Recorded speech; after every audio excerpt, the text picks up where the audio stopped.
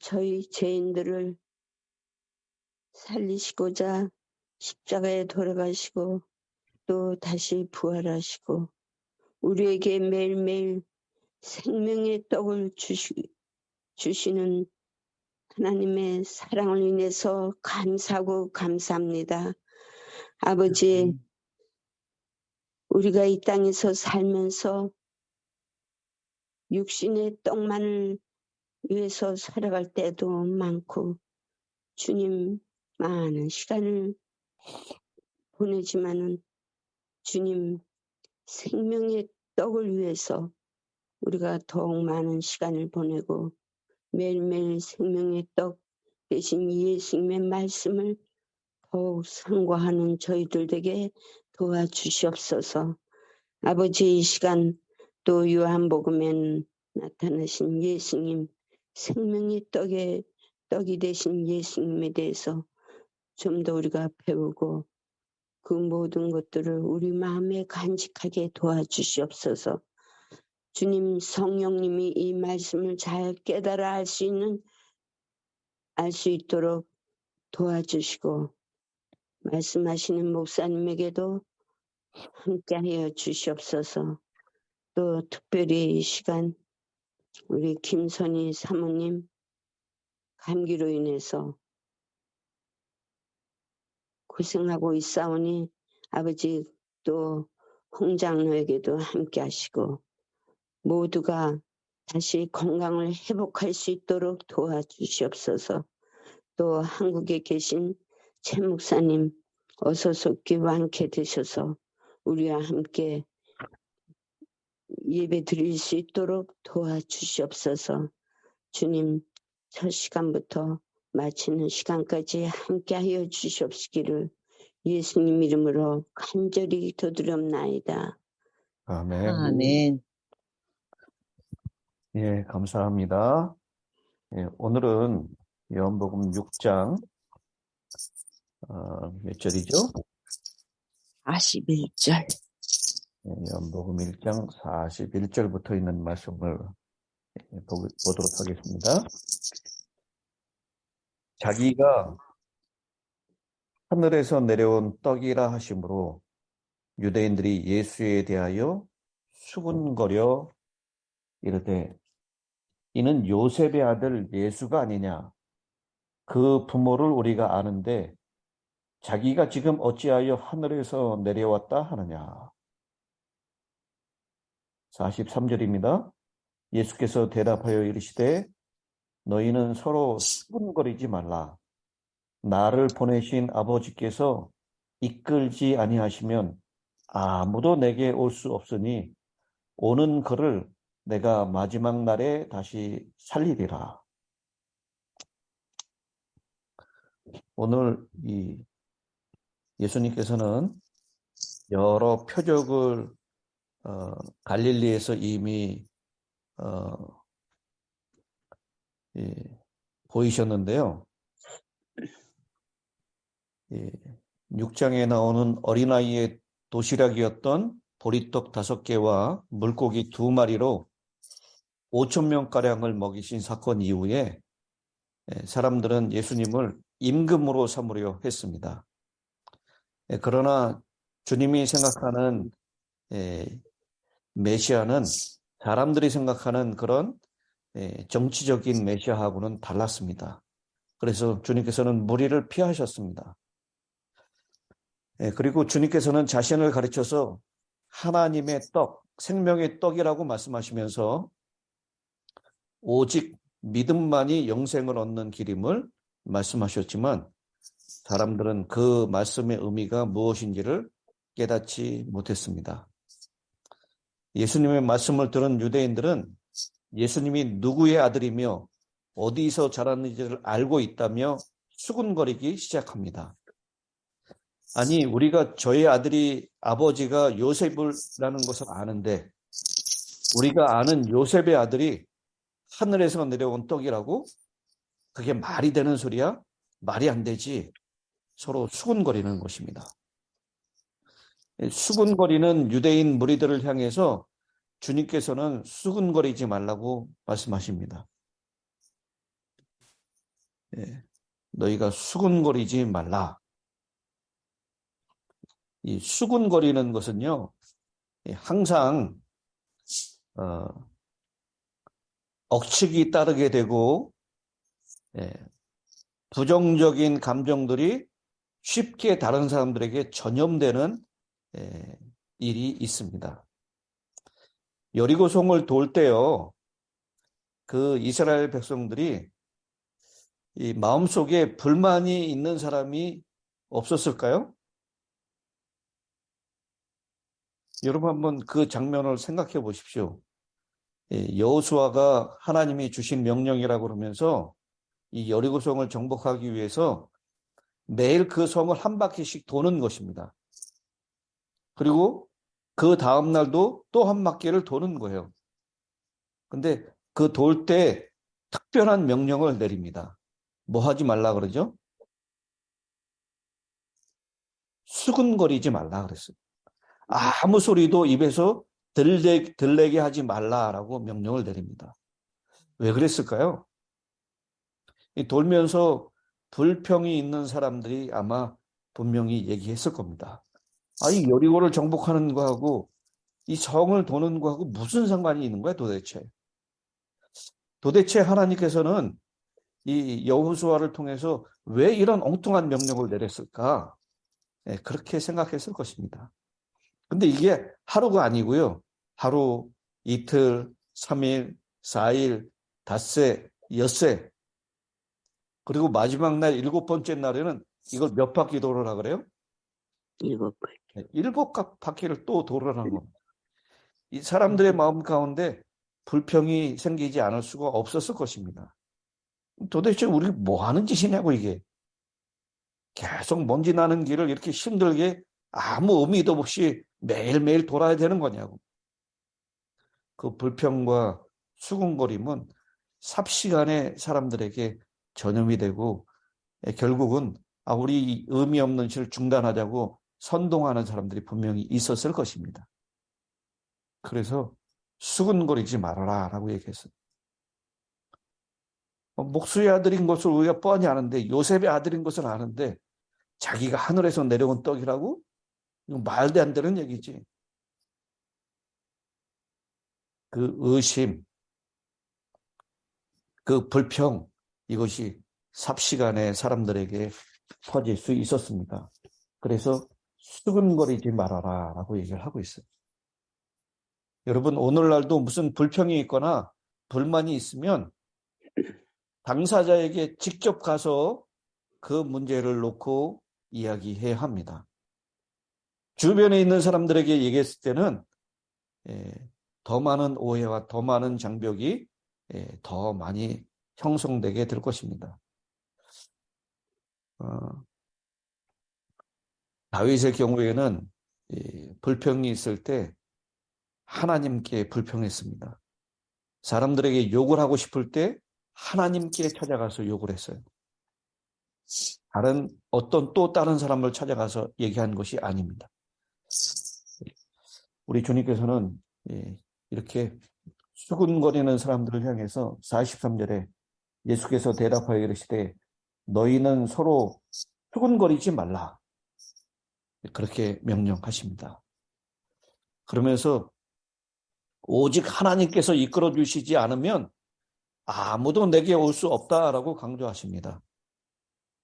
진실로 하나님께서 허락하지 않으시면 아무리 가까운 곳에서 주님의 음성을 듣고 친히 눈으로 보더라도 믿지 못한다라는 것을 유대인들에게 증명해 보여주고 있습니다. 주님께서 우리 한 사람 한 사람을 이끌어 주시지 않으셨다면 우리는 이 자리에 있지 못했을 것입니다. 아멘. 아멘. 여러분 한번 생각해 보십시오. 우리는 2000년 전에 주님께서 행하셨던 보리떡 5개와 물고기 2마리로 5,000명을 먹이는 사건을 직접 목격하지 않았습니다. 죽은 자를 살리시고 병자를 말씀으로 낫게 하시고 무리를 걸으시는 주님을 두 눈으로 목도하지 않았음에도 우리는 현재 하나님을 믿는 자리에 나와 있습니다. 이것은 우리 한 사람 한 사람에게 하나님께서 은총을 주셨고 이끌어 주셨기 때문에 가능한 일입니다. 아멘. 네. 여러분, 예수님께서 우리를 구원하실 구원자시요 메시아이신 것, 그리스도이신 것을 믿으십니까? 아멘. 네. 여기 아버지께서 이끌어 주시지 않으면 아무도 내게 올 수 없다. 아버지께서 이끌어 주셨기 때문에 우리가 그런 믿음 안으로 들어오게 된 것을 믿으시게 되길 바랍니다. 그런데 이 한 가지 우리가 좀 살펴볼 표현이 있는데요. 6장 37절에도 이 똑같은 말씀을 하시죠. 아버지께서 내게 주시는 자는 다 내게로 올 것이요 내게 오는 자는 내가 결코 내쫓지 아니하리라. 이 요한복음 6장 37절에 있는 말씀은 참 사랑받는 구절입니다. 근데 이 2절의 두 부분을 매력적으로 연결하는 것이 있습니다. 아버지께서 내게 주시는 자는 다 내게로 올 것이요 라고 말씀하셨습니다. 여기서 헬라어 동사가요. 남성도 아니고 여성도 아니고 중성을 사용했습니다. 우리 한국말에는 남성, 여성, 그는 남성이고 그녀는 여성, 아버지는 남성이고 어머니는 여성. 그 격이 다 이렇게 있잖아요. 근데 헬라어에는 남성, 여성만 있는 것이 아니라 중성도 있습니다. 이 중성의 아버지께서 내게 주시는 자는 다 내게로 올 것이다 라고 했던 여기서 이 사용되는 동사는 중성을 사용하고 있어요. 아버지께서 단체로 우리를 불러주신다라고 하는 것입니다. 하나님께서는 사람들을 단체로 구원하신다라고 하는 의미입니다. 이스라엘 백성들 전체를 부르시는 것입니다. 하나님을 믿는 이스라엘, 이 영적인 이스라엘 그리스도인들을 단체로 부르시는 것입니다. 그런데 그 뒤에 나오는 내게 오는 자는 내가 결코 내어 쫓지 아니하리라 라고 하는 이 둘째 부분에 있는 헬라어는 남성입니다. 그래서 우리가 이 부분을 통해서 아는 것은 하나님께서 불러주셔서 온 그 단체의 사람들을 한 명 한 명씩 다 내게 온다라고 하는 측면을 강조하는 것입니다. 첫 번째 부분은 하나님께서 불러주시는 측면이에요. 두 번째 부분은 인간이 하나님께 나아가는 측면을 표현하고 있는 것입니다. 이 두 진리가 균형을 이루고 인장관계 속에 있음을 볼 수 있습니다. 하나님은 우리를 구원하시되 단체로 구원하셔서 우리를 부르십니다. 그런데 그 구원이 개인적으로 적용되는 것은 매일매일의 그 사람들의 선택에 달려 있다라고 하는 것입니다. 여러분, 예수님은 누구를 위해서 십자가에 달려 돌아가셨습니까? 우리들 죄인을 위해 나를 위해서. 예수님은 온 이 땅에 살고 있는 인류를 위해서 십자가에 달려 돌아가셨습니다. 그들을 다 구원으로 부르시기 위하여 십자가에 달려 돌아가신 것입니다. 그런데 그 구원을 결국 얻는 사람들은 누굽니까? 영접하면서. 개인이 그것을 하나님과의 믿음의 관계로 이 요한복음의 표현에 하면 나에게 오는 자입니다. 그리고 내게 오는 자는 내가 결코 내어 쫓지 아니하리라. 예수를 믿는 자는 개인적으로 구원을 받게 되는 것이다 라고 하는 것입니다. 그러니까 햇빛은 온 지구 모든 곳에 다 내려쬐지만요, 그늘에 있으면서 햇빛으로 나오지 않는 사람은 그 햇빛을 받을 수가 없는 것입니다. 하나님께서 모든 사람을 내게 주시는 자는 다 내게 올 것이다. 하나님께서 예수님께 다 주셨어요. 그러나 개인적으로 그것을 선택하지 않는 사람은 구원을 받지, 영생을 받지 못한다라고 하는 것입니다. 근데 그 이야기를 사용하기 위해서 이 6월절이 가까운 이 요한복음 6장에 있는 말씀은 바로 6월절과 연결시키면서 이 예수님의 십자가와 자연스럽게 연결을 시키고 있죠. 그런데 6월절의 만나를 먹은 이스라엘 백성들, 그 광야의 이스라엘 백성들은 다 어떻게 됐습니까? 죽었습니다. 그러나 하늘에서 내려온 참떡이신 예수님을 먹는 사람은 영원히 살게 될 것이다. 마지막 날에 살릴 것이다. 그렇게 약속을 하고 있습니다. 그런데 여기 예수님께서 이 자신의 생명을, 영생을 얻는 부분을 얘기하면서 예수님께서는 떡과 물, 생명, 이런 상징들을 사용하고 있습니다. 여러분, 우리 육신의 생명을 위해서 먹는 것과 마시는 일이 필수적인 것입니다. 여기 먹지 않고 살 수 있는 사람이 있나요? 아무도 없습니다. 그래서 입맛을 잃거나 스스로 먹을 수 없는 사람들은 어떻게 해서라도 먹입니까? 링게. 링게를 통해서라도 먹여요. 그래야지만 살 수 있기 때문에. 마찬가지로 주님께서는 이 육신의 생명, 이거와 직결해서 영적인 생명이 꼭 먹고 마신 일이 필요하다라고 하는 것을 말씀하고 있습니다. 우리의 영적인 삶을 유지하기 위해서는 한 번 먹고 한 번 마시면 끝나는 것일까요? 우리 육신의 삶을 위해서 매일 먹고 매일 마시는 것처럼 매일의 경험 속에서 예수님을 영접하는 일이 반드시 필요하다라는 것을 그 떡과 물의 이야기를 통해서 말씀하시는 것입니다.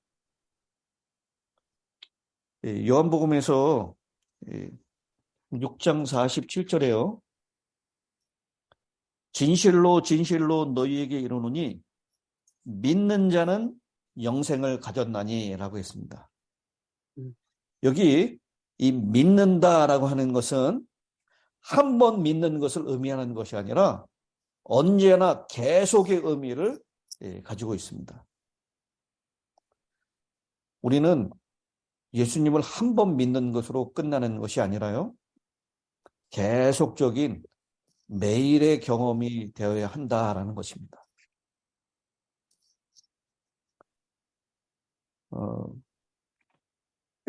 만나를 매일 먹었던 것처럼 하늘에서 내려온 참떡인 예수님을 매일 먹어야 한다라는 것입니다. 그래야지만 영생을 얻을 수가 있다라고 했어요. 오늘 본문이 41절부터니까요. 여러분 41절에 한번 제가 밑줄을 그라는데 한번 밑줄을 그어보시기 바랍니다. 자기가 하늘로서 내려온 떡, 하늘로서 내려온 떡, 거기에 밑줄을 그으십시오. 그 다음에 48절. 내가 곧 생명의 떡, 그 생명의 떡에 밑을 그십시오. 그 다음 51절. 나는 하늘로서 내려온 살아있는 떡이니, 하늘로서 내려온 살아있는 떡, 거기에도 밑줄을 그으십시오. 그리고 58절, 이것은 하늘에서 내려온 떡이니, 그 하늘에서 내려온 떡, 거기에도 밑줄을 그으십시오. 주님께서는 계속해서 자기 자신을 하늘로서 내려온 떡이다, 하늘로서 내려온 떡이다라고 계속 강조하고 있습니다. 이 강조를 하신 이유는 우리 육신의 떡인 음식을 먹을 때마다 하늘로서 내려온 떡인 예수님을 먹어야 될 필요를 절박하게 느껴야 된다라는 것을 우리에게 계속 강조하고 있는 것입니다. 여러분, 정말 배고팠을 때 아주 극심한 갈증에 시달려 본 적이 있으신가요?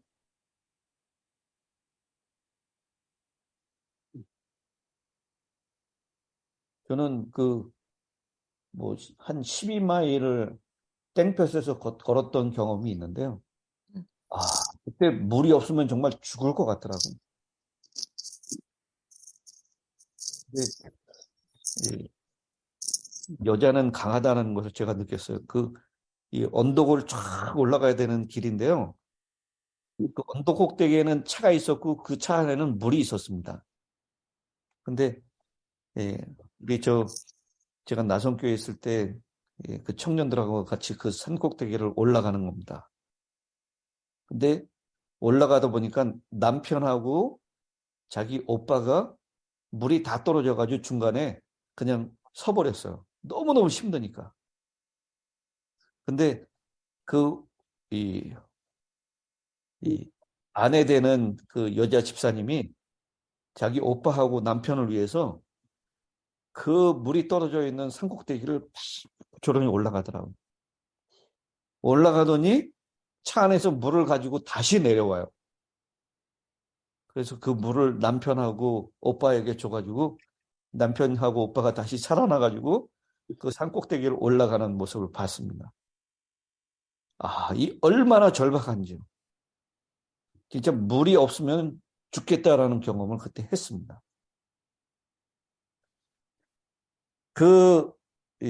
너무너무 배고팠을 때 그 차가운 물을 마실 때 그 기쁨,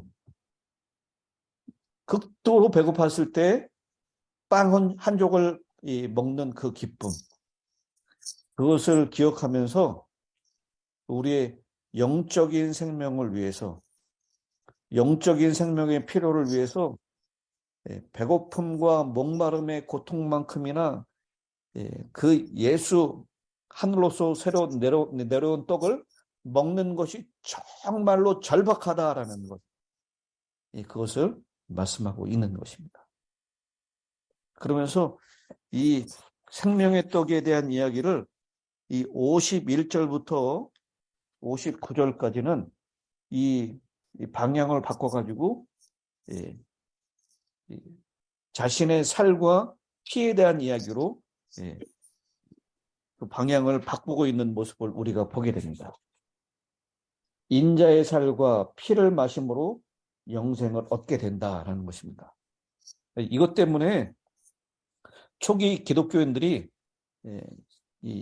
마치 식인 행사를 하는 것이 아니냐. 성만찬할 때마다 이는 내 살이요, 이는 내 피라라고 하는 이 말을 주변에 있는 사람들이 듣고 기독교인들이 사람을 잡아서 먹는다라고 잘못된 오해가 퍼지기도 했었습니다. 현재의 생명을 유지하기 위해서 예수님의 살과 피를 먹고 마시는 것이 필요하다라고 하는 것을 표현하려는 것은 아닙니다. 오히려 우리가 먹고 마시는 일이 우리의 살과 되고 피가 된다라는 아주 필수적인 것처럼 예수님과 떨어질래야 떨어질 수 없는 아주 필수적인 이 관계를 맺어야 한다라는 것을 강조하는 것이죠. 그래서요, 우리는 성만찬을 할 때 예수의 피와 살을 함께 먹은 우리는 한 형제 자매가 된다라는 것을 강조하고 있지 않습니까? 마찬가지로 예수님의 피와 살을 먹음으로 우리는 예수와 연합된 사람이 된다. 그래서 내 안에 그리스도가 있고 그리스도 안에 내가 있는 관계가 된다. 그래서 예수님이 가지고 있는 그 생명이 곧 나의 생명이 된다라는 것을 말씀하고 있는 것입니다. 그래서 주님이 하시는 그 만찬, 음식이 육신에 결합되는 것처럼 그리스도와 그의 살과 피를 마시는 자들은 분명히 그리스도하고는 별개의 개체이지만 영적으로는 한 생명이 된다라고 하는 것을 강조하는 표현입니다. 그래서 우리가 이 요한복음 4장에 물길로 나온 그 사마리아 여인에게 이 육신의 이 세상의 물은 먹어도 다시 갈증이 나지만 내가 주는 물을 마시면 영원히 목마르지 않는다. 이 요한복음 6장에서는 오병이어의 기적에서 먹었던 그 떡은 먹으면 또 다시 배고파지지만 하늘로서 내려온 나를 먹으면, 생명의 떡인 나를 먹으면 너희는 영원히 배부르게 될 것이다 라고 하는 그런 말씀으로 주님께서는 자신이 생명의 떡이 되신다라고 하는 것, 영적인 생명을 위해서 매일매일 예수님과 더불어서 예수의 살과 피를 먹는 그런 경험이 우리에게 필요하다라고 하는 것을 강조하고 있는 것입니다. 오늘 우리 사람들은 몸의 음식과 음료와 태양빛을 갈망하듯이 우리의 영혼은 예수님의 임재를 갈망하는데 예수님의 임재가 허용되지 않으면 인간은 그 공백을 채우기 위해서 무슨 짓이든 하게 될 것입니다. 모든 인간은 내부에 오직 예수님만이 채울 수 있는 하나님 크기의 구멍이 나 있기 때문입니다. 오늘 어떤 것으로도 채울 수 없는 우리 마음의 공백, 그것을 예수님으로 채워서 오늘도 여전히 예수님과 예수님의 살과 피를 먹고 마시는 예수님과 깊은 관계로 돌아가는 저와 여러분이 되시기를 간절히 바랍니다. 아멘. 아멘. 아멘. 역으로요, 우리가 지금 육신의 몸을 위해서 먹고 마시는 그 모든 것에 무엇이 찍혀 있다고요?